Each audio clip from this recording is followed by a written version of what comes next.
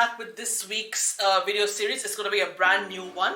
So over the next 3 or 4 weeks, we're going to talk about a concept that I have personally witnessed as being an area that there is a plenty of room for improvement, and something that as a healthcare professional can really give you an edge over all other providers in the industry. And that is the concept of patient autonomy. I should say are the concepts of patient autonomy and informed consent. Now they sound like really big, heavy words, and we're not going to get into the whole detail today. Today's purpose is just to set a framework of what these two words actually mean, and why is patient autonomy so important, and how it can in some ways give you an edge over other healthcare providers and really build a trust and good connection and relationship with your patients. Now, before I start today's video, just a couple of disclaimers. Now, what I'll be saying today is from a couple of perspectives. It's my personal perspective from number one, as a healthcare provider myself, even though I don't directly work with patients face to face, but I do work in that space and I have had numerous conversations with patients. And my second perspective is that of a woman who does not want to have children. So someone who is child-free. So this content over the next 3 or 4 weeks is going to be focused heavily in the setting or the context of gynecological patient care. So your patients in these scenarios are going to be females who require care, compassionate care, again, a word that we will explore later down the line, compassionate care in the space of gynecology, which is a big umbrella, but really when you learn the principles of what patient autonomy is, it can be applied to any facet or any field of medicine, really. So let's get started. So, I have been listening to quite a few podcasts on child-free living recently. I do that all the time anyway, because I myself am a child-free woman and I do not want to have kids. And what I have observed and noticed is that a lot of healthcare providers, specifically gynecologists or anyone in that space, seem to not take women's symptoms in relation to pelvic pain, gynecological conditions and symptoms in a very serious manner. So this can range in different ways. So you can have a situation where healthcare providers can completely dismiss a female patient's pain that they're experiencing on a chronic basis and just normalize it as period pain or menstrual cramps, where in reality it could manifest as something much more sinister, as adenomyosis, endometriosis, or even fibroids. That's number one. And the other space where I think patient autonomy is really missing in the gynecological space is for women, whether they're child-free or not, wanting to get sterilized.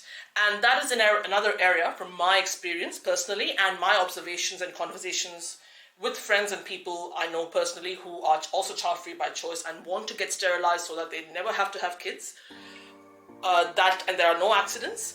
That is another area where doctors and healthcare providers in general do not really respect or acknowledge what a patient is saying or why they're saying it, and really working together with the patient. So these are the two areas where I have noticed and observed and experienced in the gynecological space where patient autonomy is really lacking, and also where there is room for improvement.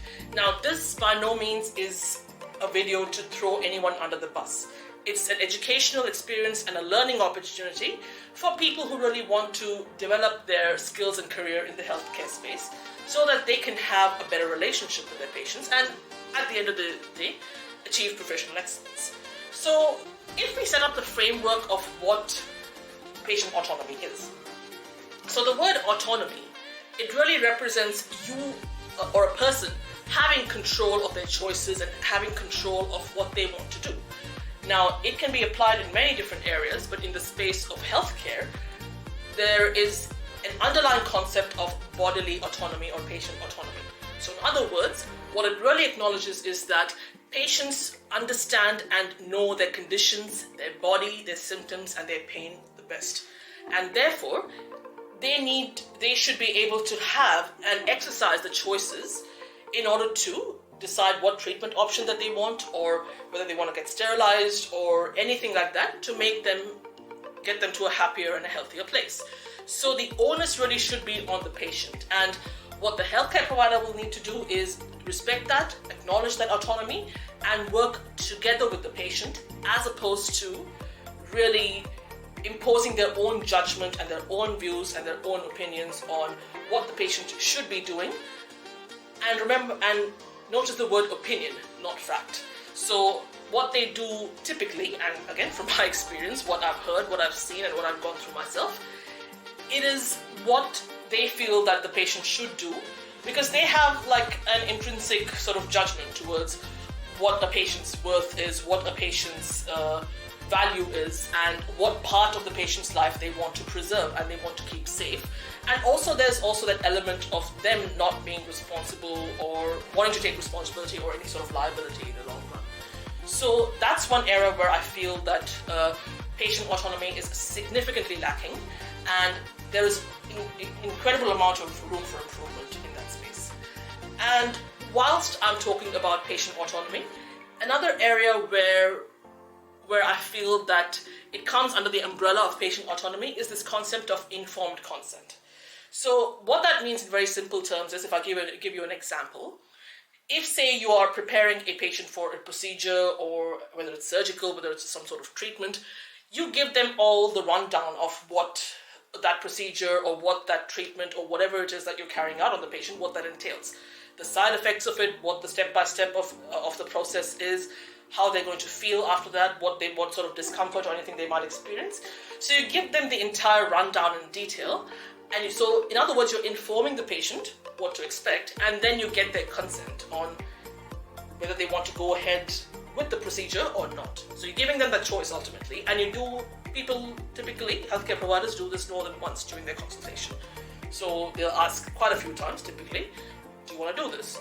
Do I have your consent? So now this is just setting up the frameworks. The definitions of informed consent and patient autonomy is all that I'm going to talk about today. Now in forthcoming weeks, we will talk about scenarios in more detail, scenarios where patient autonomy was not exercised and how that makes patients feel in the long run. And scenarios in which patient autonomy is exercised typically, and how does that make patients feel in the long run. And in both scenarios, what happens to the healthcare providers who are in that space and who are trying to provide the best care, and also trying to build a good relationship with their patients and really hear them out. So that's essentially the framework that we're going to go through in today's video. Stay tuned for all the next week's videos, where we will look at the concepts of both patient autonomy as well as informed consent in a lot more detail in the next coming weeks. Even though, as I said previously, it is in the gynecological space, the principles can be applied anywhere in any field of medicine. So again, just a little bit of introduction to who I am. My name is Shweta. I'm the founder of Healthy Dynamics. We are a coaching practice, and we help healthcare professionals who work with patients regularly and who are from ESL backgrounds improve their communication skills in order to achieve workplace excellence and build better relationships with their patients and colleagues. So hope you found this video useful. As I said, stay tuned for the next lots of videos over the next few weeks on where we will explore patient autonomy and informed consent in much more detail. If you found this valuable, leave it a like, comment, and follow me on LinkedIn to get more content on informed consent and patient autonomy and several others. It is something that I talk about quite a lot in my videos and in my content. So feel free to check out some articles I've written and some posts I've made along the same subject, and I would love to hear your thoughts. Well, thank you very much for your attention and watching, and stay tuned for next week's video.